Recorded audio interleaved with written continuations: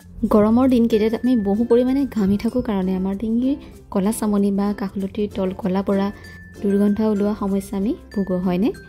তাৰ ফলত আমি হাত কটা স্লিভলেছ কাপোৰ পিন্ধিব অশান্তি পাওঁ। তেনেহ'লে চিন্তা নকৰিব, আজি মই এটা ঘৰুৱা উপায় লৈ আহিছোঁ যিটো ব্যৱহাৰ কৰাৰ পাছত আপোনাৰ এই সমস্যাবোৰ নাইকিয়া হৈ পৰিব। তেনেহ'লে বলক ভিডিঅ'টিৰ মাজলৈ আগবাঢ়ি যাওঁ।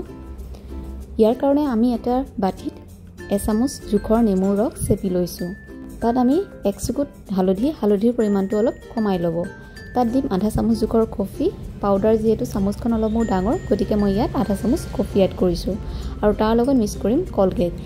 এই গোটেইখিনি মিশ্ৰণ ভালদৰে মিক্স কৰি লৈ আমি এতিয়া এই মিশ্ৰণখিনি গলধন আৰু কাষলতিৰ তলত ভালদৰে সানি মাছাজ কৰিম। ইয়াত কলগেট ব্যৱহাৰ কৰাৰ কাৰণে অলপ পুৰা বা ঠাণ্ডাৰ অনুভৱ হ'ব পাৰে, তাত একো ভয় নাখাব।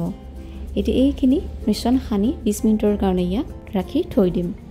এতিয়া ভালদৰে শুকাই যোৱাৰ পাছত এখন তিতা কাপোৰ লৈ আমি ভালদৰে মুচি দিম আৰু চাব এই প্ৰচেছটো আপুনি সপ্তাহত এবাৰকৈ হ'লেও কৰিলে আপোনাৰ এই কলা দাগবোৰ নাইকিয়া হৈ পৰিব।